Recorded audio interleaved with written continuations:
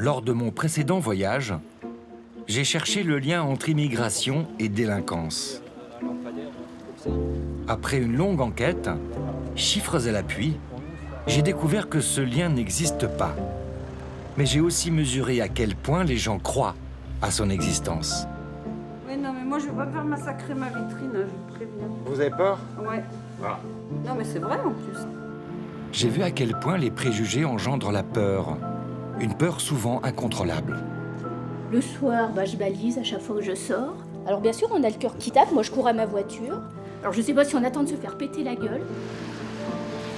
Cette peur, il faut l'écouter. Il faut essayer de la comprendre. Oui, je suis persuadé que la peur de l'autre, ça s'explique. Je suis persuadé que quelque part, nous fabriquons ces préjugés. Comment? Je n'en sais rien encore, mais je suis bien décidé à le découvrir.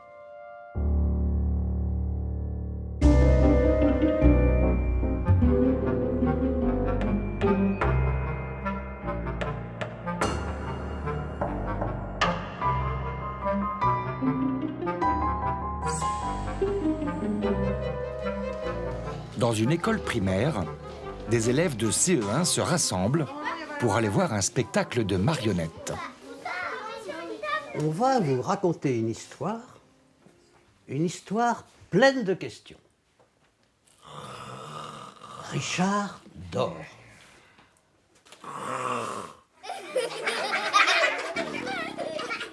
Richard, éveille-toi. Ce que les enfants ne savent pas, Allons, mon petit, vite. c'est qu'ils vont assister à bien plus qu'un simple spectacle. En fait, ils participent à une expérience de psychologie sociale. Très bien. Notre objectif, découvrir si, dès leur plus jeune âge, les enfants sont influencés par des stéréotypes. Ah, ma trousse, crotte, zut. Réalisé sous le contrôle d'une psychologue, Ou la cuisine. l'expérience consiste à poser des questions aux enfants pendant le spectacle. Et vous, les enfants, qu'en pensez-vous? Que ceux qui pensent que la trousse est au salon lèvent le doigt. Et que ceux qui pensent que la trousse est à la cuisine lèvent le doigt. Au milieu de questions innocentes, le narrateur va poser une question clé. Ah, la voilà. Elle a été dans le frigidaire. Oh, Le point de départ de la pièce est très simple. Richard va à l'école des petits malins. En chemin, il croise Ahmed et Thomas. salut Richard. Bonjour Ahmed. Bonjour Richard. Bonjour Thomas. Mais grouille, gribouille. Alors, sortez vos affaires. Au moment de sortir ses affaires pour se mettre au travail, Richard s'aperçoit que sa trousse a disparu. Ah, ma trousse. J'ai plus ma trousse. Mais je l'ai bien sortie du frigidaire ce matin. Du frigidaire. Elle a fondu à l'air libre alors. Ne dis donc pas de bêtises, s'il te plaît, et cherche. C'est l'occasion de poser aux enfants la question clé de notre expérience. Richard. Je la trouve pas. Madame. Oui, Léa. Tout à l'heure, avant d'entrer en classe, dans la cour, j'ai vu Thomas et Ahmed jouer avec le cartable de Richard. Thomas, Ahmed, c'est vous qui avez chippé la trousse de Richard? Venez voir un peu par là. Qui a fait la sottise? Attention les enfants, écoutez-moi bien. Concentrez-vous et réfléchissez. Qui a volé la trousse de Richard? Que ceux qui pensent que c'est Thomas lèvent le doigt.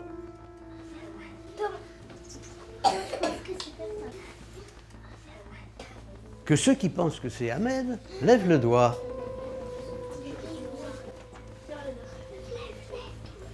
Bon. Allons. Nous réglerons cette affaire tout à l'heure. À la question « Qui a volé la trousse de Richard ?», les enfants ont répondu en majorité « Le voleur est Ahmed ». Mais comment peuvent-ils le savoir? Le spectacle ne montre pas le vol. Et pourtant, Ahmed a été désigné coupable. Une réponse conforme aux résultats observés lors de précédentes expériences organisé par le laboratoire de psychologie sociale de l'université de Clermont-Ferrand. À votre avis, les enfants, qui a volé Doudou de Simon? Alors, ceux qui pensent que c'est Moussa qui a volé Doudou de Simon, lèvent le doigt. Qui est-ce qui pense que c'est moi qui ai volé le Doudou de Simon? 87% des enfants avaient désigné Moussa comme le voleur. Mais est-ce que les enfants sont racistes s'ils font ça? Non, ils ne sont pas racistes. Ils ont simplement connaissance d'un stéréotype qui est imprégné dans la société. D'accord, c'est-à-dire que c'est la société, c'est la famille, c'est la télé, c'est tout l'environnement qui va dans ce sens-là. Qui véhicule l'idée selon laquelle les Maghrébins sont plutôt plus des délinquants que les non-Maghrébins. Il n'y aurait donc pas de hasard dans la réponse des enfants. Mais si ce n'est pas du hasard, alors qu'est-ce que c'est? Pour le comprendre, je suis parti en voyage avec Georges Scadron, un des pontes de la psychologie sociale, cette science expérimentale qui étudie la manière dont nous nous influençons les uns les autres, pour le meilleur ou pour le pire. Première interrogation. Un stéréotype, qu'est-ce que c'est? Un stéréotype, c'est de l'information, c'est ce que je sais sur un groupe. Cette idée, les gens qui appartiennent à ce groupe ont telle caractéristique. En général, on considère qu'un stéréotype, c'est quelque chose qui est partagé dans une société donnée, dans un groupe donné. C'est la représentation qu'un groupe a d'un autre groupe, avec toutes ses caractéristiques. Voilà comment je vois les autres. Nous serions donc tous sous l'influence des stéréotypes. Ces petits dossiers personnels où nous avons rangé nos clichés sur ceux qui ne sont pas comme nous ou pas de chez nous. On croit que c'est pour rire, mais en réalité, les stéréotypes structurent notre façon de penser. Alors voilà ce qu'il en est pour les Belges, les Suisses, les Espagnols, les Portugais, les Allemands, les Hollandais, les Anglais. L'inventeur du terme de stéréotype, Lippmann, disait ce sont des images dans nos têtes, des images simplifiées de la réalité. Donc nous avons besoin de simplifier pour nous y retrouver. Les Hongrois, les Polonais, les Pays baltes, les Ukrainiennes, les Russes et les Roumains. Pourquoi on a besoin de simplifier? Parce que sinon nous serions noyés par ce flot d'informations. Imaginez que chaque fois que nous devons prendre une décision, nous faire une impression d'une personne ou d'un groupe, nous devions repartir à zéro. C'est pas possible. Nous avons inévitablement des théories sur ce que c'est qu'un être humain. Sur les femmes. Sur sa façon de fonctionner, sur ses motivations. Les jeunes, les vieux, les chasseurs, les homosexuels, les noirs, les maghrébins et les gros. Est-ce qu'un stéréotype, c'est nécessairement quelque chose de faux? Non, pas forcément. Ça peut être basé sur une réalité, sur des observations. Si c'est fait avec respect, ça veut dire qu'on admet la différence de l'autre. Le Parisien qui est mal poli. On s'en moque gentiment, c'est même une forme de complicité. Le Breton, alcoolique ou têtu. L'Auvergnat qui est radin. Le Corse qui est susceptible ou violent. Billard, du bras, C'est pas compliqué de parler le ch'ti. Ou le ch'ti qui est simplet. On dit pas, pardonnez-moi, je n'ai pas bien saisi le sens de votre question. On dit Oh non, cherchez le 1 de 1 de tronche. Ouais, parce qu'il faut que ça sorte de là. Ah, d'accord. Ça y est, on parlait le ch'timi. Oh putain.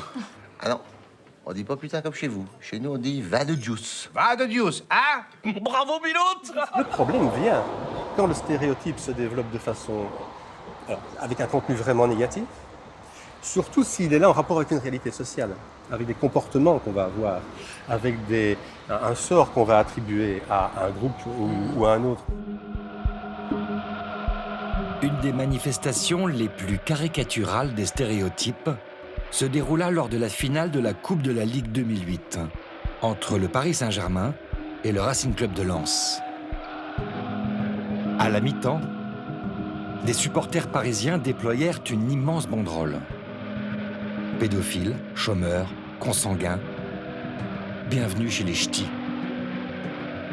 Référence au film de Danny Boone, mais aussi et surtout à l'affaire d'Outreau.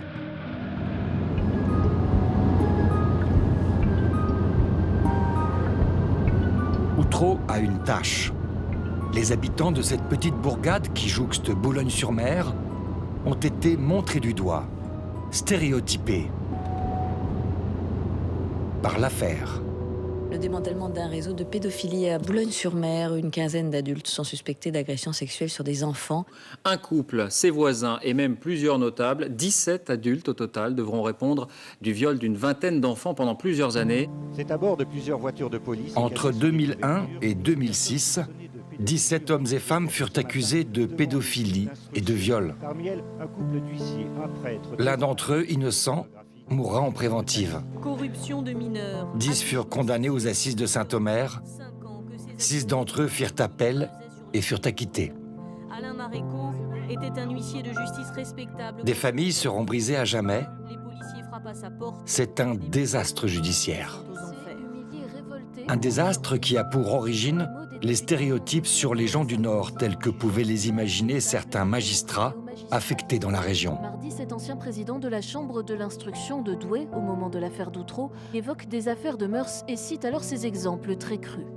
Nous connaissons ces soirées habituelles à Boulogne ou à Avesnes-sur-Helpe, déclare-t-il, des soirées bières où l'on invite les voisins, on boit beaucoup, on joue aux cartes ou aux jeux de loi et où le gagnant peut choisir une petite fille avec l'accord des parents. Il aurait ensuite ajouté « Là-bas, ce ne sont pas des psychologues qu'il faut envoyer, mais des sociologues ou des ethnologues. »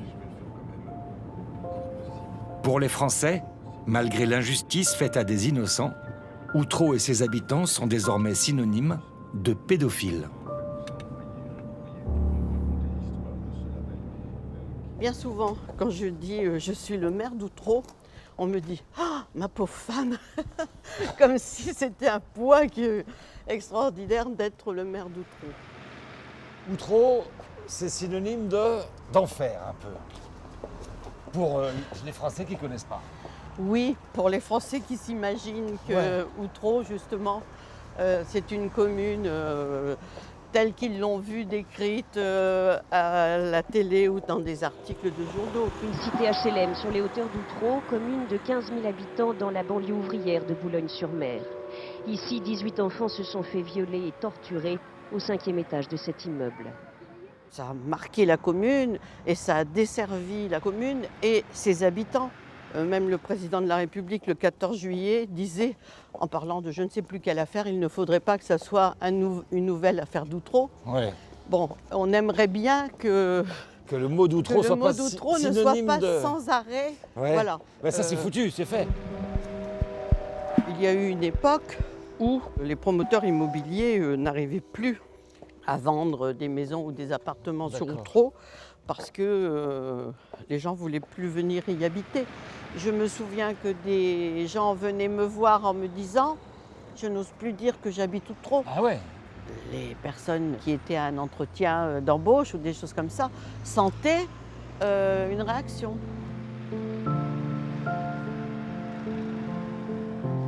On est arrivé là. Oui, donc ici vous avez la tour du renard.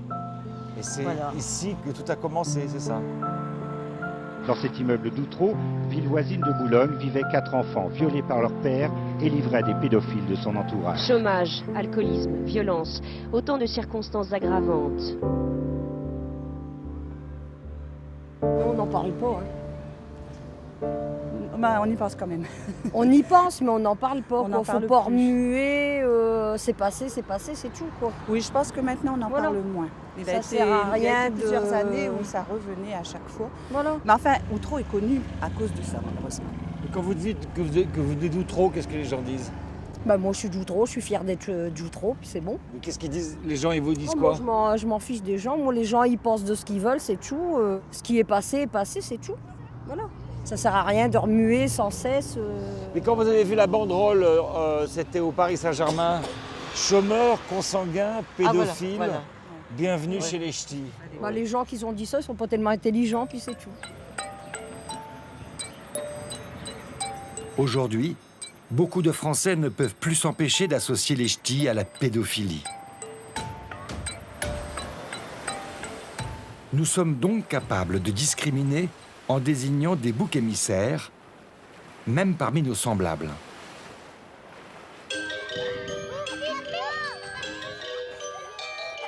Mais comment ça marche dans nos têtes?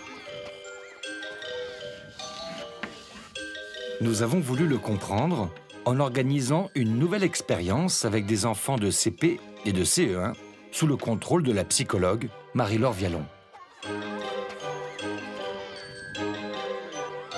C'est l'expérience qui porte le nom de paradigme des groupes minimaux. Paradigme des groupes minimaux. Cette expérience, qui va être réalisée avec des élèves de CP et CE1, consiste en fait à étudier quelles sont les conditions minimales de la discrimination. Bonjour. Nous allons créer en fait 2 groupes. On leur attribue de façon totalement aléatoire un jeton jaune ou un jeton rouge. Toi, tu fais partie du groupe des jeunes. En leur donnant, on leur dit pour le goûter, tu vas faire partie du groupe des rouges ou pour le goûter, tu fais partie du groupe des jaunes. Toi, tu fais partie du groupe des rouges. Ces groupes ne reposent en fait sur aucune caractéristique particulière. Ils ont simplement une couleur différente. Ils viennent d'être créés. Donc ils savent rien d'autre sur ce groupe. Ça va rien. C'est vraiment les conditions minimales. Ouais, ça fait, voilà, ils font partie d'un groupe depuis quelques secondes. Quoi. Oui, Il n'y a rien de mieux d'être voilà. jaune que d'être rouge. Voilà.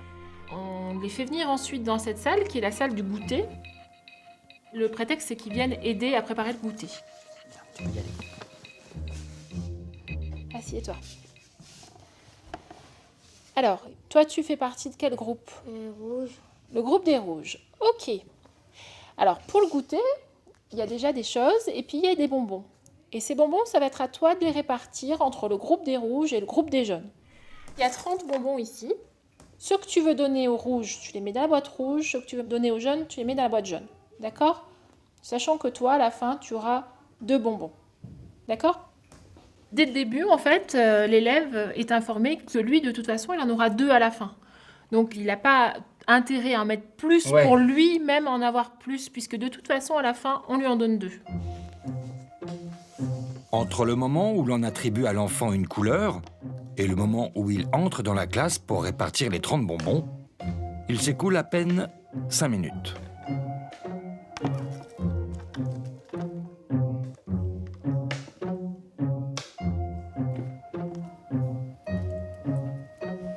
C'est bon.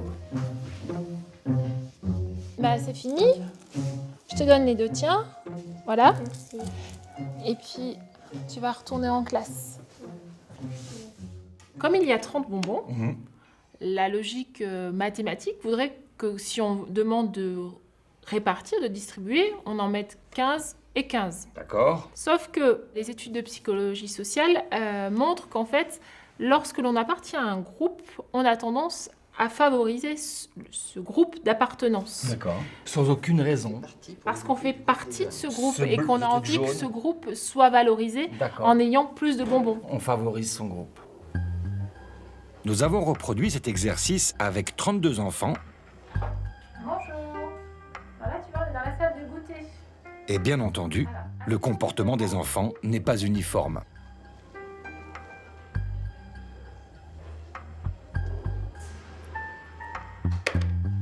Non, ah, il met au jaune, tiens.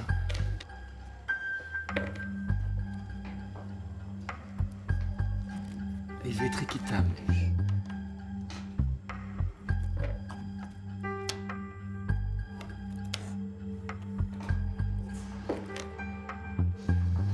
Contre son camp.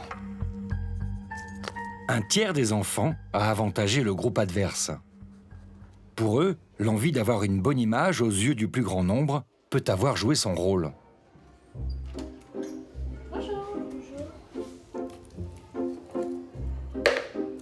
Il commence par Ouais, les il est jaunes. jaune, il est jaune. Bien, il est jaune.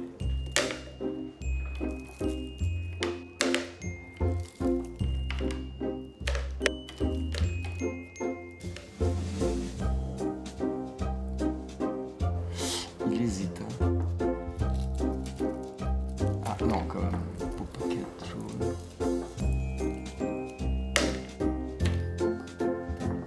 Il y a quand C'est même bon, eu il y a son camp. un net avantage à son camp. Je suis jaune, je le reste.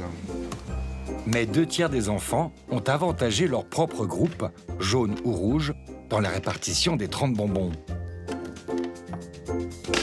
Oh, pas de beaucoup. Nos résultats montrent que sur les 1740 bonbons répartis, une moyenne de 16 bonbons ont été donnés à son propre groupe et 14 au groupe adverse. Une infime majorité, me direz-vous ? Eh bien, pour les psychologues sociaux, elle suffit largement à démontrer que l'on favorise son groupe.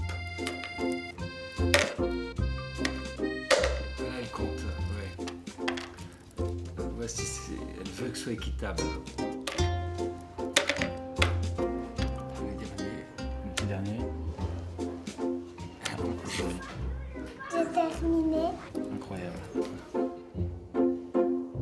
Ça permet de quoi? De dire qu'on est tous discriminants? Oui, quand on appartient à un groupe qu'on veut valoriser, dans ce cas-là, on est discriminant, oui. On discrimine puisqu'on en met plus à l'un qu'à l'autre, et on discrimine en faveur de son groupe et donc en défaveur de l'autre groupe. Ce qui se passe finalement dans tous les phénomènes de discrimination. On va discriminer l'autre groupe, le groupe auquel je n'appartiens pas. Voilà donc comment naît la discrimination. Vert, rose, rouge, bleu, aucune importance. Je fais partie d'un groupe, j'aime moins les autres groupes. Je cherche à les dominer. C'est simple, mais c'est très puissant.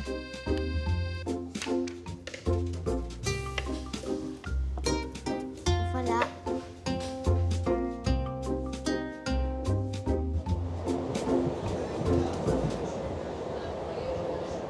L'organisation sociale est telle qu'effectivement, ils ont besoin d'appartenir à un groupe pour survivre. On a besoin de ça. Ah oui, pour savoir qui nous sommes, aussi pour nous sentir plus forts, pour pouvoir nous organiser, Pour se pour protéger. travailler, etc. Ouais, c'est une sécurité. Voilà, oui, mais ça remonte à notre évolution. À partir du moment où nous sommes dans un groupe, nous avons envie que ce groupe soit le meilleur. Et donc nous allons commencer à l'avantager, à essayer de le faire gagner dans différents types de circonstances. Notamment parce que ça nous dit qui nous sommes, ça nous dit que nous sommes quelqu'un de bien. On ne changera pas ça. Et c'est pas sain de le changer? À la base, non, c'est impossible. Ouais. Nous avons besoin d'appartenir à des groupes, nous avons besoin d'avoir des liens privilégiés. Le tout est de faire en sorte que ça ne dérive pas dans des effets pervers. C'est-à-dire, quel genre d'effet pervers? Eh bien, par exemple, quand le groupe se sait dominer, il y a une façon d'admettre finalement cette réalité, cette hiérarchie entre les groupes, un groupe dominant, un groupe dominé, même chez les dominés, et ça contribue à l'entretien du système. Comment rester soi-même quand on fait partie d'un groupe minoritaire?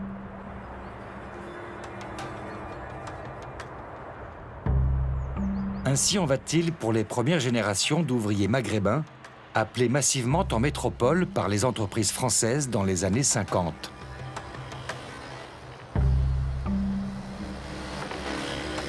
On est d'origine kabyle tous les deux, donc d'origine algérienne. Vous savez, quand on est d'origine étrangère, en tout cas maghrébine en Maghrébine France, surtout, hein, aujourd'hui. on développe un sixième sens, ça c'est sûr. C'est-à-dire que dès qu'il y a un peu de racisme, on le sent. Alors ne me demandez pas comment, parce que ce n'est pas du tout objectif. Donc là, nous allons rentrer sur l'autoroute, donc à Sochaux, et vous allez pouvoir voir l'entreprise Peugeot. Là, c'est l'atelier où je travaille, moi. C'est l'habillage des portes. Fatia Rebrassier et Mohamed Fahem sont syndicalistes et tous deux sont ouvriers dans l'automobile. Ils sont nés dans la région de Montbéliard dans les années 60. Je me rappelle, j'étais au collège quand une fille elle a parlé des bougnoules, je l'ai entendue. Elle m'a dit, mais Fatia, c'est pas pour toi. Hein. Bah non. Voilà, t'es pas comme les autres. Voilà. Je ne suis pas considéré automatiquement comme les autres. D'accord. Moi, je pense que je suis comme les autres, bien entendu. Ouais. Tout à fait. Ni plus, ni moins. Ouais. Mais c'est le regard des autres qui fait qu'on... Vous avez compris ça quand? Moi, très tard. Oui. Ouais. Moi, très tard, parce que j'ai grandi dans un village. Je me rappelle, il y a une dame, elle m'appelait Petit Bamboula. Je ne sais même pas ce que ça voulait dire.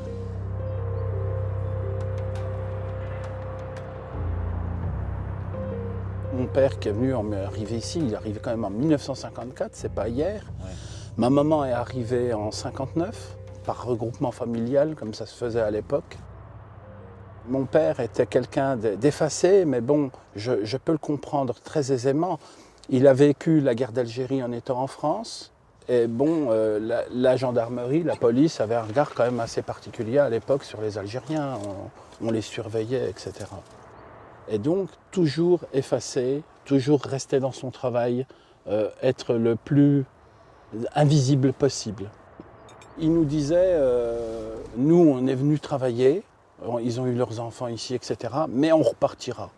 Parce que quelque part, on n'est pas chez nous ici. Et puis vous n'êtes pas rentrés. Il n'y a pas eu le retour. Ah oui, oui. Il n'y a pas eu le ben retour. ça, il n'y a jamais eu de retour. C'est vrai que c'est Moi aussi, c'était le Ah, retour mais- possible.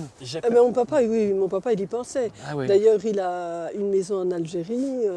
Pour lui, c'était... Mais non, c'est pas comme ça que ça marche. Hein. Je dirais que je suis tellement français que je fais des blagues de français. Je me souviens, je venais d'avoir mon fils et mon ex-belle-mère disait « Oh, il a des longs doigts, il sera pianiste, mon petit Paul. » Et moi, j'y avais dit « Non, il est arabe, il sera voleur. » Ah ouais, vous avez dit ça. Voilà. Moi, je me rappelle, à l'adolescence, mon papa nous avait fait la même remarque. Si vous voulez rester ici, vos enfants, il faudra les appeler Antoine. Donc déjà à l'époque, il avait compris que si on ne voulait pas vivre une discrimination, ben, ma foi, il fallait se noyer dans la masse de toute façon. Hein. Alors c'est vrai que par rapport à toute cette injustice, je n'ai pas voulu faire peser sur mes enfants ce regard. Donc, je leur ai donné des prénoms français que je trouvais jolis, mais en même temps, je leur ai donné un deuxième prénom d'origine algérienne.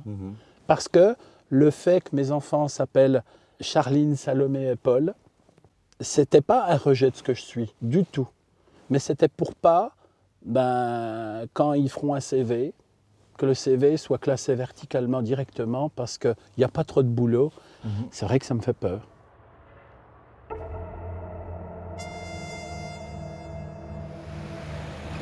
Nous y voilà, ce qu'on appelle le plafond de verre. Cette idée que l'immigré ne pourra pas monter dans l'ascenseur social. La France forme ses enfants, puis renonce à les employer à la hauteur de leurs compétences. Plus grave encore, lorsque cet enfant, éduqué et formé, intériorise le préjugé dont il est l'objet et n'arrive plus à démontrer sa compétence.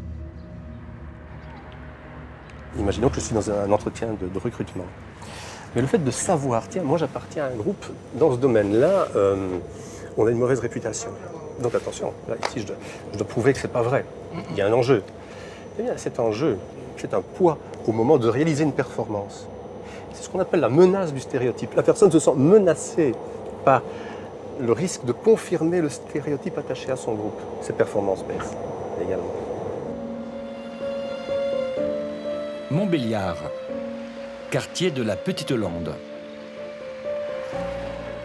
La mairie a embauché 2 médiateurs, Abdelatif Doukar et Abdessamad Kadouri, pour aider les jeunes du quartier. Très vite, leur mission s'est orientée sur l'emploi et les difficultés pour les jeunes du quartier à être embauchés par les entreprises de la région. C'est le cas de Fatih Silini, Bac+3, commercial en réseau et télécommunications. Je veux, c'est intéressant. T'as ton CV sur toi, là? Dans l'informatique, ça va super vite. Ah ouais.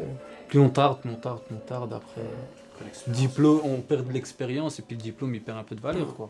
La plupart des gens qui étaient dans ta promo, ils ont quasiment tous trouvé du travail. Ouais, la plupart, ouais. Dans ma formation, on était 4 maghrébins, quoi. J'ai un collègue à moi qui travaille chez Orange, qui fait un boulot comme une personne qui a le bac.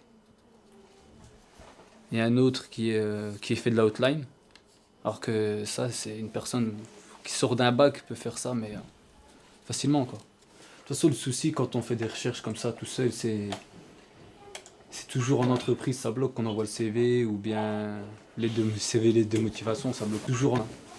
Quand je vais dans les cabinets de recrutement, quand j'ai des rendez-vous dans les cabinets de recrutement, les boîtes d'intérim, ça se passe super bien, l'entretien super bien, mais derrière, ça bloque en entreprise.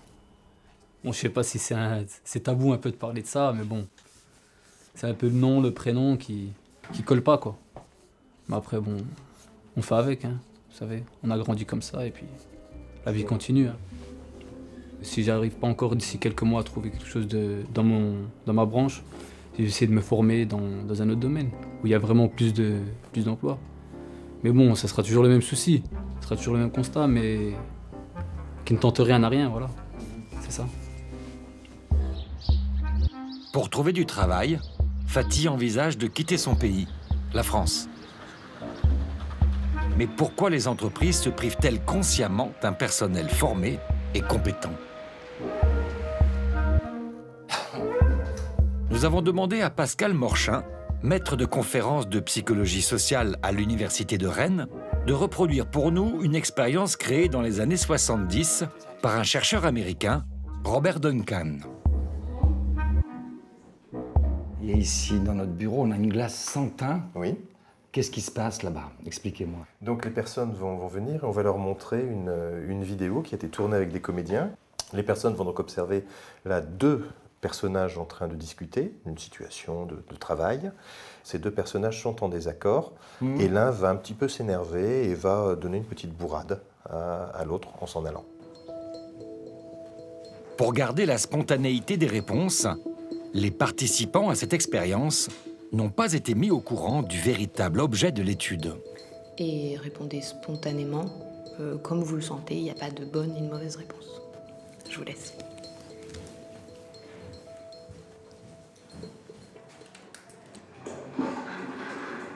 T'as entendu parler de ce qui arrive à Michel?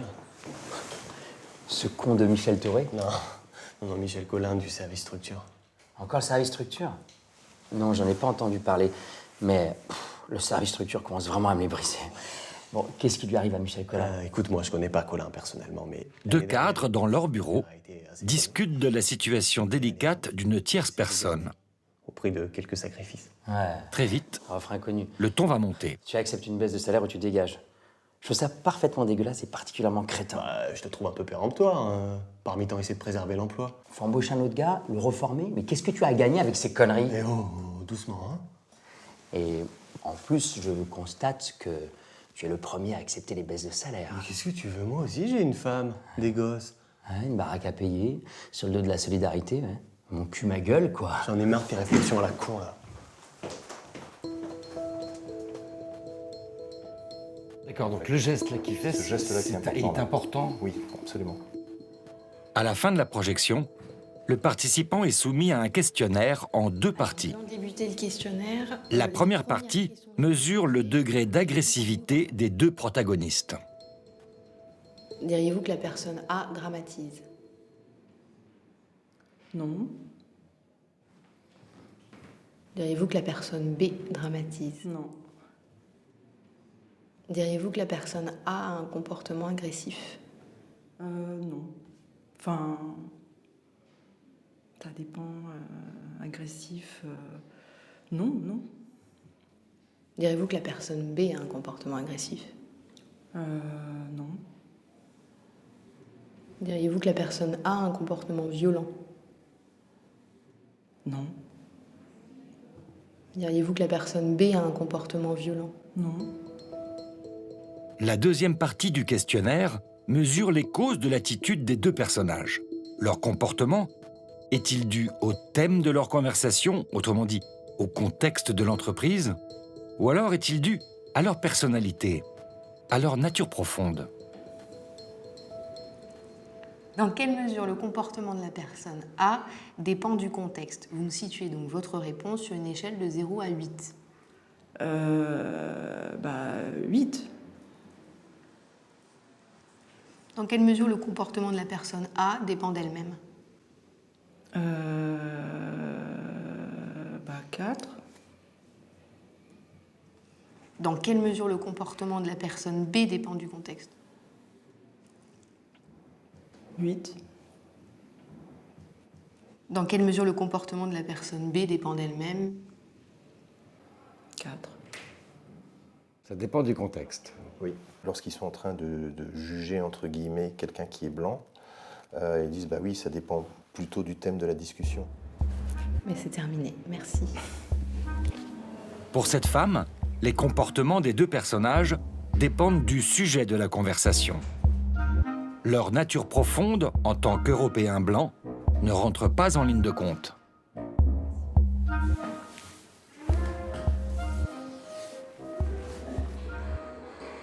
T'as entendu parler de ce qui se passe avec Michel? Ce con de Michel Thoré? Mais non.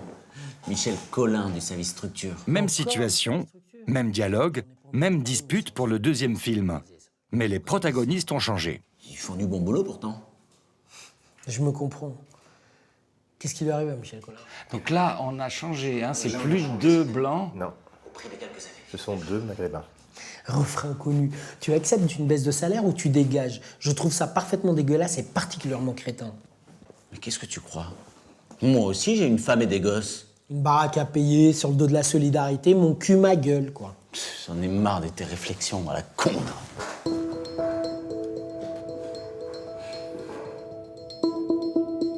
Diriez-vous que la personne A a un comportement agressif? Non. Diriez-vous que la personne B a un comportement agressif?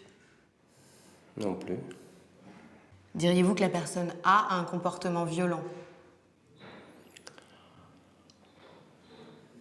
Oui. Diriez-vous que la personne B a un comportement violent? Oui. Violent. Tous les 2. Tous les 2 violents.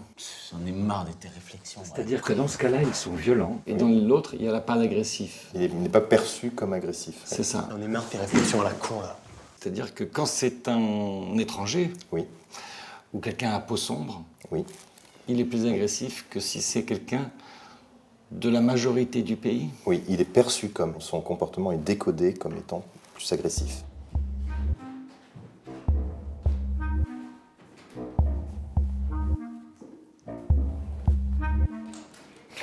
Donc là, on va voir un blanc qui va pousser un maghrébin. Oui. C'est ça, hein? C'est le dernier cas. Oui.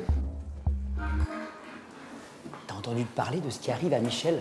Ce con de Michel Touré? Non, Michel Collin du service structure. Donc A et B.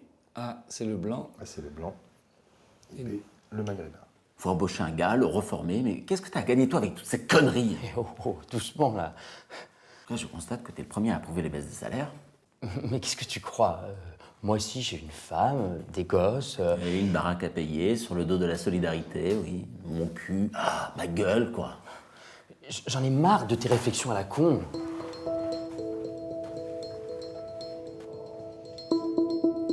Diriez-vous que la personne A a un comportement agressif? Non. Diriez-vous que la personne B a un comportement agressif? Oui. Il y en a un qui tape et l'autre qui reçoit le coup. Oui. Et c'est celui qui reçoit le coup qui est agressif. Oui. Dans quelle mesure le comportement de la personne A dépend du contexte? Je sais pas, je dirais 6. Dans quelle mesure le comportement de la personne A dépend d'elle-même? 4.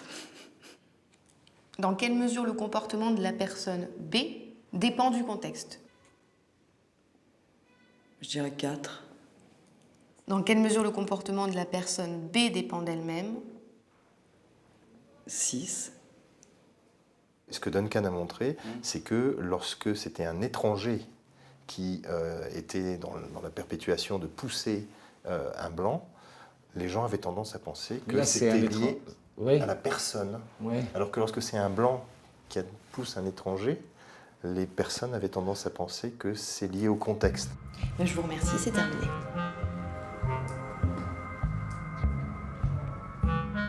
Voilà l'article original de Duncan, et ce qui nous indique, c'est que lorsque c'est un noir qui pousse un blanc, on a quand même 75% des personnes qui estiment cette bourrade comme étant agressive.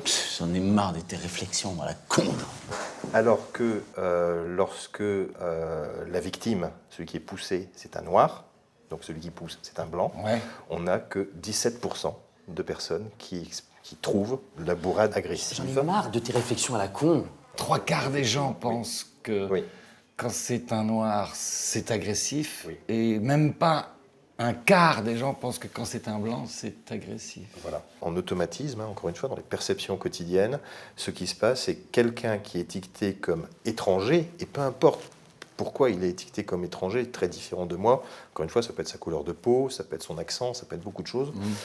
S'il est étiqueté comme étranger et que nous devons le juger, on a tendance à le juger plus défavorablement qu'une personne qui est étiquetée comme quelqu'un de chez nous.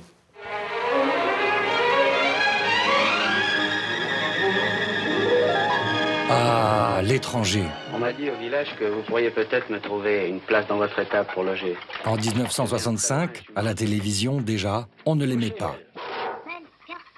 D'où viens-tu? D'assez loin. Chercher du travail.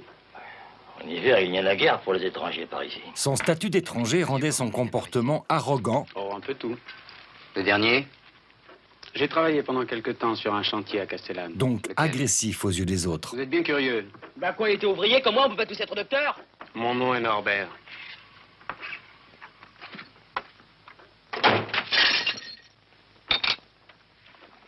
Ça porte malheur. Ne dis pas de bêtises, voyons. Quel mal veux-tu qu'il fasse en une nuit? Je n'en sais rien. Je ne l'aime pas. Moi non plus, je ne l'aime pas. Je veux pas qu'il reste ici, ben il ne l'aime pas. Elle est bien belle. Et de l'agressivité à l'incapacité de s'intégrer, il n'y a qu'un pas. Un pas que l'étranger de la télévision a fini par franchir. 40 ans plus tard, Le scooter s'engage dans une petite rue. l'étranger ou ses enfants, Les policiers ne le lâchent pas. la télévision ne les aime toujours pas. Juste à l'entrée d'une cité. Ah, va appeler les autres. Non, t'appelles personne. Viens voir. Les deux individus tentent d'appeler d'autres jeunes. Ils refusent le contrôle et deviennent agressifs. Y'a quoi? Ok, t'arrêtes-toi. Enlève ta caméra, quoi. Déjà, il fallait t'arrêter, tu le savais qu'on allait venir. Ah, je sais très bien que vous alliez venir. Alors pourquoi tu t'es pas arrêté de suite? Est-ce que tu as quelque chose de dangereux sur toi? T'as du stup? Tous les soirs, sur les chaînes commerciales, des reportages nous emmènent à la chasse aux délinquants, à l'être asocial, Ces jeunes, nous avons incapables pu de se rencontrer conformer à nos leur modes de vie. Et ils ne sont motivés que par une seule chose, l'argent. De nos jours, c'est la prime maintenant. Et puis, il faut avoir des grosses voitures et des grosses motos, et voilà. En 10 ans, le nombre de ces reportages a explosé. Diffusés quotidiennement à une heure de grande écoute, ils nourrissent l'argumentaire permettant d'associer systématiquement l'immigré Il y avait bien l'autoradio et la basket du jeune homme. à la Les délinquance. policiers ne traînent pas. Dans le quartier, des arrestations ont déjà mal tourné. Abdel, lui, continue à nier les faits. Je veux rien avoir, moi. Vous me regardez? Tais-toi un peu, tais-toi. Tu courir après moi, je cours, moi. Dès lors, comment étudier? Comment travailler? Où élever ses enfants? Il est là, c'est bon, maintenant tu te tais, d'accord? Si le groupe dominant vous ramène inexorablement dans le piège du stéréotype. Ils étaient sous étroite surveillance. Betoncourt, banlieue ouvrière de Montbéliard. Comme dans d'autres banlieues, d'autres cités où je suis allé, la même lassitude, le même fatalisme face à ces médias qui ne lâchent pas leur proie.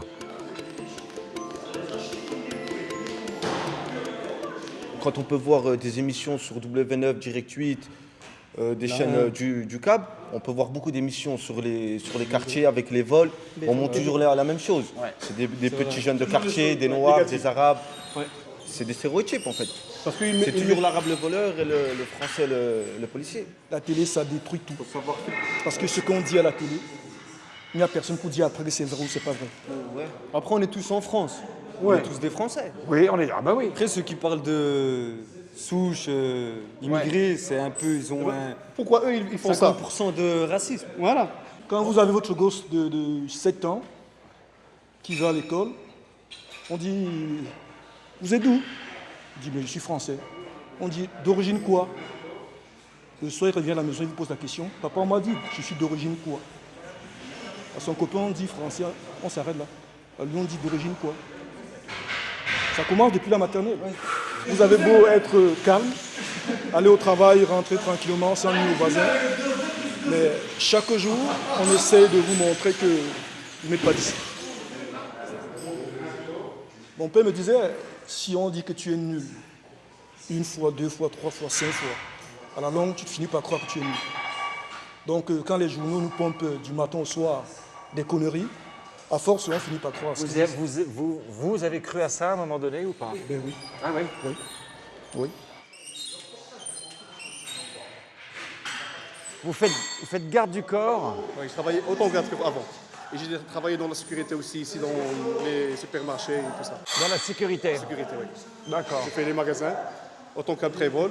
J'entre avec un caddie, je fais mes courses, mais j'observe les gens. D'accord. Quelqu'un qui pique, voilà, je chope. Il y a beaucoup de voleurs? Ah oui. Et pas d'âge. Pas d'âge pour le vol et pas de, comment on dit, pas de pays pour le vol. Tout le monde est pique. C'est vrai? Ça veut dire tout le monde. Un jour, j'ai interpellé un Français, un blanc. Ouais. Donc j'appelle les flics. J'étais assis sur la chaise et le gars, parce qu'il était bien habillé, il était en face de moi de le bureau. Donc le flic il est venu, donc j'ai attaqué la porte, j'ai ouvert la porte, ils sont rentrés 2 flics. On dit bonjour, il venait vers moi. On dit alors, qu'est-ce que va voler aujourd'hui? Et c'est la première fois que j'ai senti ça, malheureusement. Les suspects sont interpellés. En recourant systématiquement aux représentations négatives de l'immigré, s'est construit un imaginaire de violence débridée dans lequel tout un pan de la population française a été enfermé. C'est la preuve par l'image.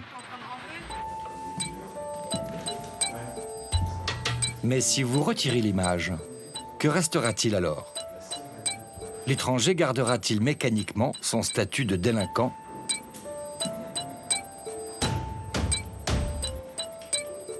Pour le découvrir, nous avons demandé à Pascal Morchin de mettre en place une nouvelle expérience.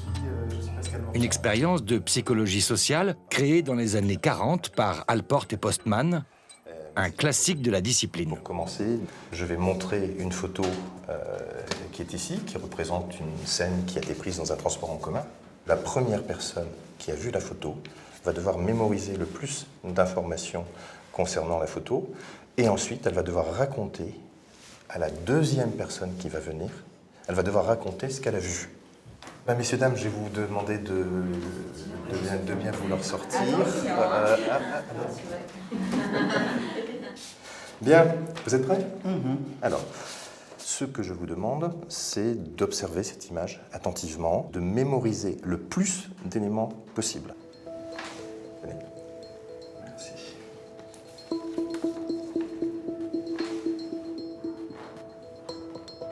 C'est une photo qui représente donc au premier plan un homme blanc menaçant et qui porte un couteau. Un couteau là, voilà, oui, dans la main.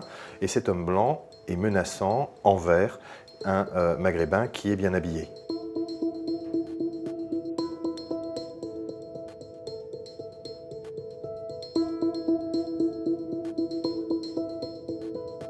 Seule la première personne voit la photo.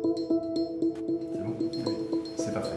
Déjà, en voyant la photo, elle va reconstruire l'information. On ne perçoit pas directement, on reconstruit toujours. Mais les gens qui ne voient pas la photo, ils reconstruisent davantage.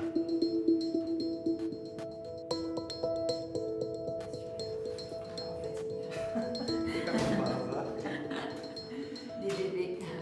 Donc, alors, qu'a-t-il dit, alors, c'était dans le RERB. Ouais. Station, je connais pas, peu importe. Donc, il y avait les poteaux où les gens se tiennent. Il y avait une personne qui était habillée en costume, il avait un 2 pièces. Ouais, costume. En haut et en bas. Pantalon en pince avec une sacoche verte. Et c'était, on va dire, plutôt un maghrébin. Ah, voilà. Qui était en train de parler avec un monsieur qui était type européen. Ouais. Il y avait un couteau dans la main droite. Il avait un couteau dans la main droite, il était habillé à peu près comme moi, une petite chemise, un pantalon simple. Et voilà, il a repéré l'Européen avec le couteau et le type d'habillement des personnes. Je pense qu'il devait déjà avoir le couteau à la main. Un Européen, ouais, un Européen, c'était pas un... Face à notre Européen. Face à un Maghrébin. Face à un Maghrébin. On va dire un Français et un Arabe. Et là, on revoit apparaître les catégories que les gens utilisent au quotidien, français versus arabe. Il n'avait pas les sourcils, enfin je veux dire mode agressif. Ouais, il était simple. Alors en même temps, il est en train de dire il n'est pas en mode agressif. C'est intéressant parce qu'il lit, sans se rendre compte, le terme arabe avec agression, tout en disant il n'est pas agressif. Mais le mot agression sort avec l'étiquette arabe. Il était en train d'écouter la personne, il était en train de lui expliquer un truc en lui montrant du doigt, genre attention à toi, quoi. Ouais. Il y avait des gens tout autour, il y avait 4 filles et 3 mecs. Ouais. les 2 mecs plus un qui étaient là, et une fille là, une fille là, une fille qui était... On est submergé d'informations là. Et c'est exactement ça qu'on veut. Parce que toutes les recherches montrent qu'évidemment, plus on est submergé d'informations, plus on en perd, bien entendu. Mais comme on doit communiquer, on va utiliser les stéréotypes qu'on va introduire petit à petit dans le discours, sans s'en rendre compte, parce que ça nous donne de l'information concernant les gens. Alors, donc, ça se passe, c'est une photo prise dans le RERB. D'accord. Il y a un arabe, une personne d'origine maghrébine habillée en costume. En costume, ok. Ok, costume, avec une sacoche à la main, je crois. Sacoche à la main, ok. Il me semble. Voilà, face à lui, il y a un Européen. Ouais. À la main droite, il a un couteau et il est fait comme ça. Qui a l'Européen? L'Européen. Ok, donc il a un couteau main droite. Main droite, il fait comme ça. Non, il fait genre, attention, t'as fait... Voilà. D'accord, ok, je comprends mieux. Ok. J'avoue que les tenues, j'ai pas trop retenu ce qu'il m'a dit. Il m'a bien fait le détail, mais bon, j'ai un peu zappé. Voilà, c'est le processus normal. Beaucoup d'informations, donc on en perd. C'est pas une esclandre, puisque les gens ne sont pas comme ça. Voilà. Quelqu'un qui sort un couteau, généralement, tu regardes. Ok, bon, bah, très bien, je pense... C'est bon pour toi. Visualiser la scène, ouais.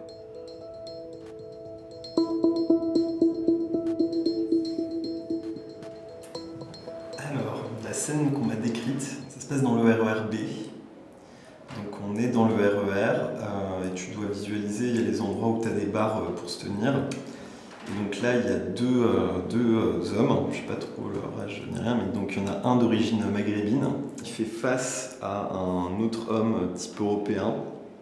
Donc lui, plutôt pantalon, t-shirt, voilà, pas de signe particulier, si ce n'est, parce que c'est quand même un peu particulier, qui tient un couteau dans une main et que de l'autre main, il a un peu un geste un peu menaçant apparemment, enfin voilà. C'est moins précis sur le geste. C'est déjà moins précis. Autour d'eux, puisqu'il y a des choses autour, il y a 4 filles et 3 garçons. Voilà, donc là je pense t'avoir dit tout ce que j'ai en tête. On voit le message, la durée se restreint beaucoup. Il y a de moins en moins de personnages présents dans la description. Donc l'image qu'on m'a décrite, c'est donc une image d'un RER, donc ce serait le RERB, dans lequel il y a un monsieur, on n'a pas d'âge sur lui, on sait juste qu'il est du Maghreb, très bien habillé, costume. Il y a une autre personne avec lui, on sait juste qu'il a un couteau à la main, et dans l'autre main, on ne voit pas très bien, c'est un peu flou, mais ça a l'air agressif, en tout cas, c'est pas quelque chose d'amical. Là, ça devient très imprécis. Dans ce RER, on a 4 filles qui sont installées. En parallèle, il y a aussi 3 hommes. Sur les 3 hommes, on ne sait pas ce qu'ils font, mais il y en a un qui voit la scène aussi. Il y a eu beaucoup moins d'éléments. Il y a beaucoup moins d'éléments. Et elle a beaucoup moins insisté sur l'opposition blanc-maghrébin. Oui, mais malgré tout, l'élément maghrébin, l'élément menace, l'élément couteau est toujours là. Non, en tout cas, elle a carrément zappé l'Européen. La première personne qu'on m'a décrite, c'est une personne, on ne lui donne pas d'âge en fait, originaire du Maghreb, très bien habillé. Il lit un journal. Il lit un journal, oui. Et en fait, il a même une valise à sa main. Une valise, oui, une valise. Et c'est quelqu'un qui a l'air très, très cultivé et très intelligent. Ce sont des ajouts. C'est très classique dans les mécanismes de rumeur. À côté de lui, il y a une personne un peu plus jeune que lui, qui a l'air beaucoup plus agressif. En fait, cette personne-là, originaire du Maghreb aussi, a un couteau à la main. Voilà. Ah, ça y est. Oui, là, on a le blanc qui devient maghrébin agressif. Donc ce sont 2 maghrébins, mais il y en a un qui est agressif envers l'autre. Très probablement, dans sa tête, c'est un maghrébin. Et puis, qui est agressif, en général, c'est les maghrébins.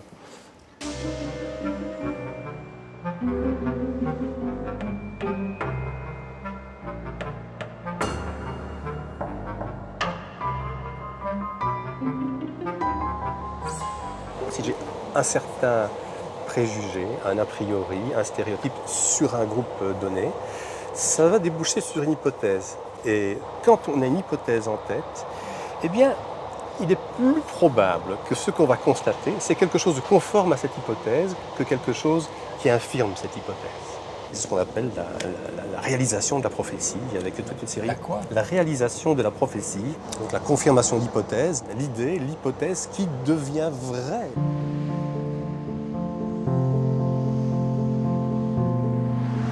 Et cette confusion entre l'hypothèse et la réalité peut conduire du simple malentendu au drame. C'est ce qui s'est passé le 27 octobre 2005 à Clichy-sous-Bois, une banlieue populaire de la Seine-Saint-Denis. Ce jour-là, chacun des acteurs de la tragédie a incarné son stéréotype à la perfection. D'un côté, une bande de jeunes qui traînent en revenant du foot. Face à eux, des policiers de la brigade anticriminalité habitués à serrer des bandes de jeunes. Les personnages du drame qui va se jouer sont en place.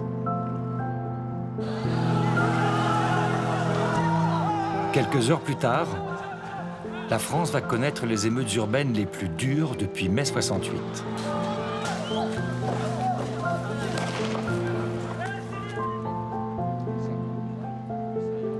Claude Dillin, l'ancien maire de Clichy-sous-Bois, n'a rien oublié du jour où sa ville a basculé dans la violence. Nous sommes en période du Ramadan. Ce sont des jeunes qui ont envie d'aller jouer au football sur un petit terrain qui est à Livry-Gargan, commune voisine. Et en revenant, ces jeunes s'attardent devant un chantier. Un voisin du haut de sa fenêtre voit que ces jeunes sont devant la porte du chantier, appelle la police, nous dit-il, plus pour protéger les enfants, parce qu'il a peur que s'ils vont sur le chantier, ils vont avoir des accidents, et que pour une effraction. La police arrive, les jeunes qui n'ont rien fait, ils n'ont pas fait d'effraction. Ils sont devant un chantier. Ils sont devant un chantier. Les jeunes s'en vont, courent, ils courent. Parce que ici, quand on voit la police arriver, on court. Ils n'ont rien fait de mal, là, vous êtes d'accord? Ah non, tout le monde est d'accord là-dessus, il n'y a pas l'ombre d'un quart de doute. Et les policiers, d'ailleurs, constatent qu'il n'y a pas eu d'effraction. Pourquoi ils courent? Alors, pourquoi ils courent? Pourquoi ils courent? Parce qu'ils n'ont pas de papier sur eux. Ils n'ont pas de papier sur eux. Non, mais ils ne pourront pas le prouver. Et la règle, c'est que quand on est pris par la police et qu'on est amené au commissariat, ils sont à peu près sûrs qu'ils vont être amenés au commissariat. Ouais. On téléphone aux parents pour aller les chercher. Et ils ont peur de se faire disputer par leurs parents. Donc ils courent. Ils courent. Les policiers courent après. On rattrape d'ailleurs quelques-uns. Mais attends, pourquoi ils courent après des jeunes qui n'ont rien fait, puisqu'il y a eu constatation? C'est la question. D'accord. C'est le point d'interrogation de cette histoire. Enfin, c'est un des points d'interrogation de cette histoire. C'est pourquoi des enfants qui n'ont rien fait s'en vont. Voilà, ça, c'est ouais, pourquoi ils sont. Et pourquoi les policiers constatant qu'ils n'ont rien fait courent après.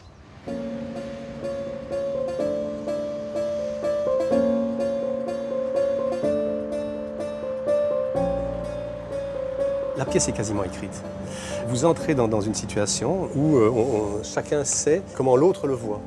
Imagine la difficulté pour les deux, de bonne volonté. Hein. Je dirais un policier qui veut être juste, et d'un autre côté, un jeune qui n'est pas délinquant, qui veut bien se montrer. C'est extrêmement difficile quand on suppose que l'autre a également ce scénario négatif en tête.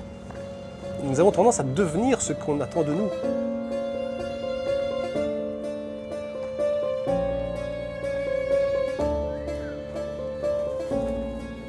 Il y en a trois qui courent plus vite que les autres, je dirais presque hélas, et qui arrivent à franchir, pour se cacher, le mur d'enceinte de ce transformateur. Ils voient des gyrophares arriver un peu de tous côtés. Il y a 4 voitures, ce qui est incompréhensible, pour aller choper des enfants qui n'ont rien fait.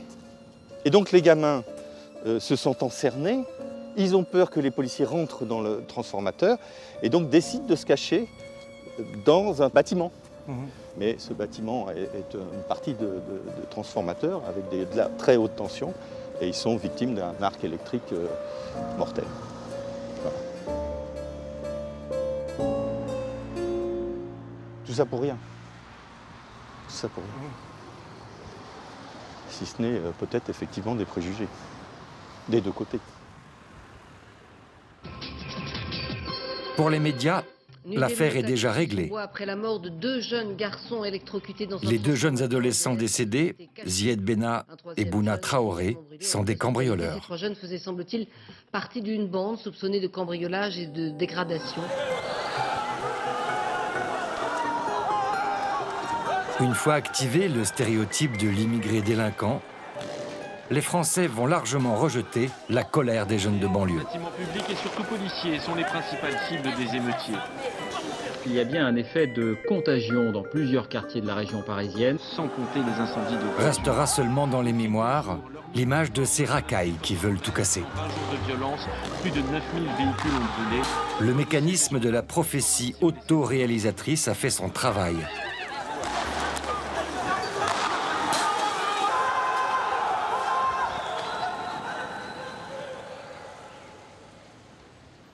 Quand la police intervenait, c'était souvent des opérations qu'on appelait coups de poing dans le temps, quoi. C'est des opérations ponctuelles, un peu ciblées jeunes. Et donc il y avait un climat qui n'était pas très bon, parce qu'il y avait une partie de la population qui reprochait à la police de ne pas être là, et une autre partie qui disait la police est raciste. Il y avait les fameux contrôles aux faciès, les contrôles répétés, etc.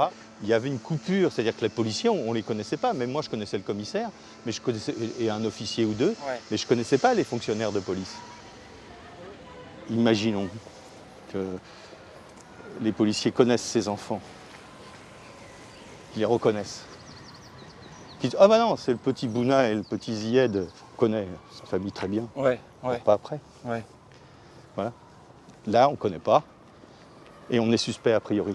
On est suspect a priori. Voilà, c'est des jeunes clichois. Alors, on court après. 5 ans après les événements de 2005, un commissariat New Look est inauguré à Clichy-sous-Bois.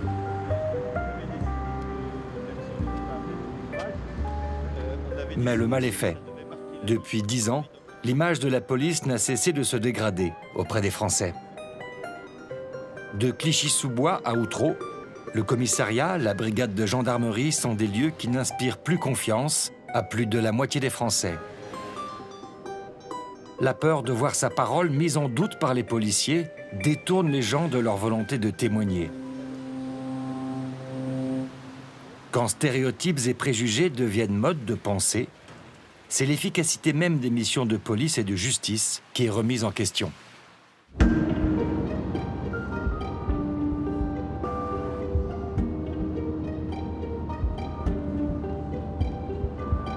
Dans ce petit coin de Provence, à 15 km des quartiers nord de Marseille, un homme a pris conscience que la police ne pouvait continuer ainsi.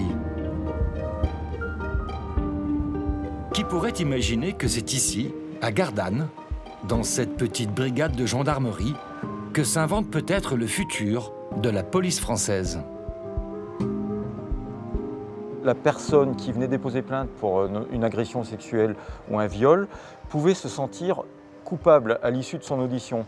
Alors, elle se sentait coupable d'une parce que, suivant le questionnement de l'enquêteur, également parce que l'enquêteur l'a questionné sur son consentement ou non, ce qui fait que la personne peut se dire « c'est moi la coupable, moi je suis très déçu parce que finalement je suis venu dire ça et au final c'est qui la victime dans l'histoire ?» Et ça, l'enquêteur n'est pas forcément formé à travailler avec le traumatisme de la personne. Pour changer une culture ancienne, faite d'autoritarisme et de rapports de force, le lieutenant Sadler a fait appel à 2 psychologues sociaux. Et c'est ainsi que Magali Ginet et Cindy Colomb ont débarqué à Gardanne. Le problème des gendarmes, c'est qu'en fait, ils vont avoir tendance à laisser parler un petit peu le témoin au début, mais très vite, ils vont interrompre en fait le récit de cette personne pour poser tout un ensemble de questions. Ils veulent savoir quelque chose, ils dirigent. Voilà, ils veulent diriger effectivement, mais les gendarmes sont comme tout le monde finalement. Donc effectivement, ils ont un certain nombre de stéréotypes, un certain nombre de préjugés, etc. Vu que c'est des biais de l'être humain qui sont quand même très très naturels, justement, d'utiliser ces préjugés et ces stéréotypes, et bien quand on n'a pas un cadre, finalement, pour essayer de les éviter, ils ont tendance effectivement à ressortir. Empêcher que les préjugés ne viennent brouiller le jugement des enquêteurs.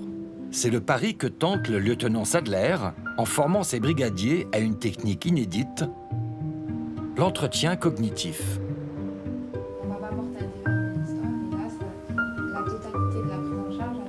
L'originalité de l'entretien cognitif s'apparente à une petite révolution dans le monde de la police. La grande partie, c'est l'écoute. C'est la partie principale. C'est apprendre à écouter. Apprendre à écouter. Voilà, tout à fait. Les gendarmes apprennent à écouter. Apprennent à écouter et respectent notamment les silences. Voilà, c'est des choses que l'enquêteur, n'importe quel humain même, a envie de combler. On veut combler les silences. Et nous, on lui apprend que c'est la partie la plus importante. Au cœur de l'entretien cognitif, le moment dit du rappel libre. Cette étape de l'audition où le témoin va raconter librement, sans question de la part du policier, ce qu'il a vu, entendu et perçu. C'est vrai qu'on avait tendance à se focaliser uniquement sur l'aspect enquête et nous à constituer les faits et l'infraction qui en découle. Et c'est vrai que votre canevas permet surtout à la victime de se reconnaître en tant que victime lorsqu'elle est face à nous, quoi. Ça m'a apporté un petit plus concernant le fait d'exposer à la victime, par exemple, qu'on travaille vraiment pour elle. Ça, moi, je me souviens pas de le dire auparavant. Par exemple, on est là pour vous, on travaille pour vous, c'est votre récit, c'est vous qui dirigez, c'est vous qui décidez. Donc ça, moi, je pense que ça m'a apporté un petit plus et de suite, ça m'est à l'aise, ça c'est sûr. C'est la personne qui parle, qui mène elle-même son récit. Nous, on rentre pas dedans en posant des questions ou en interrompant les gens. Donc c'est la personne qui raconte avec ses propres mots, comme elle a envie, avec son propre rythme. Avec l'entretien cognitif, le lieutenant Sadler fait coup double. D'abord, il multiplie par 2 la quantité et la précision des informations recueillies lors des auditions. Et dès lors, il limite les erreurs de procédure. Et ce n'était pas forcément prévu, il change le regard des gens sur les forces de l'ordre. Des 2 côtés, gendarmes et victimes, méfiance et préjugés tendent à disparaître. Dans mon genre d'affaires, on a toujours peur qu'on ne nous croit pas. Donc, quand on vient à la gendarmerie, on s'attend toujours un petit peu comme dans les films. Donc, on ne sait pas trop... Candice a été victime de viols répétés, commis par son beau-père. C'est un long travail sur elle-même qui l'a finalement décidé à venir porter plainte à la gendarmerie de Gardanne. C'est toujours un petit peu notre peur qu'on a de se dire, est-ce qu'on va... J'y vais très bien, mais est-ce qu'on va me croire ou je me serais battue, je serais allée jusque-là pour me délivrer, et si au final, mon témoignage, on n'y apporte pas d'intérêt, qu'est-ce que je vais faire? J'imaginais pas avant l'entretien cognitif que c'était si difficile de venir à la gendarmerie. C'est-à-dire que nous, on y est tout le temps, on y vit, c'est notre boulot. Mais moi, avec l'entretien cognitif, ce que j'ai vraiment bien compris, c'est que c'était difficile pour les gens de venir nous voir, en fait. C'est le gendarme qui m'avait expliqué le principe de l'audition. Ça expliquait qu'en fait, il y avait de la place pour mon discours et que lui, il allait être là pour m'écouter dans un premier temps. C'était agréable parce que du coup, je pouvais dire tout ce qui me passait par la tête. Parce qu'en prenant le temps, ça laissait plus de place à mon ressenti que si on m'avait tout le temps posé des questions. Il faut voir cette technique comme une technique qui est centrée vraiment sur le témoin. Donc c'est le témoin ou la victime qui a le contrôle de l'entretien. L'enquêteur doit lui se mettre en retrait.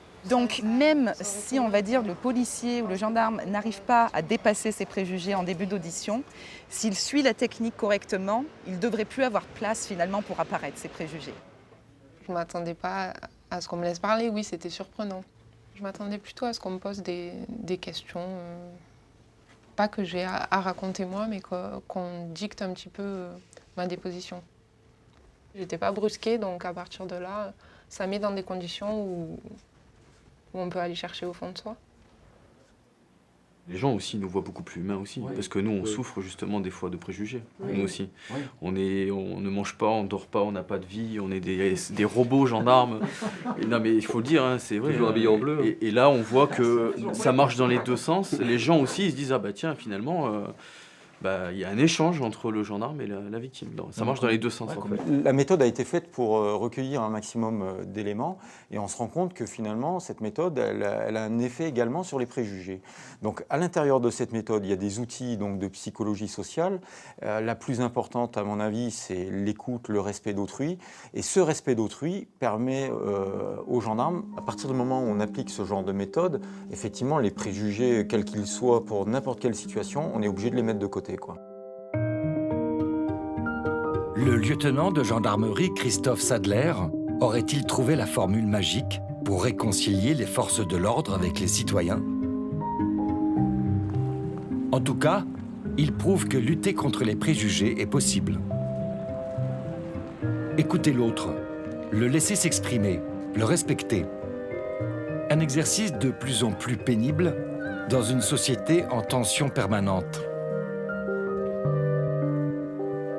Il ne s'agit pas de s'aimer, mais de mieux se connaître, de maîtriser nos penchants naturels, à plaquer nos stéréotypes sur l'inconnu et de dépasser ces peurs qui nous paralysent.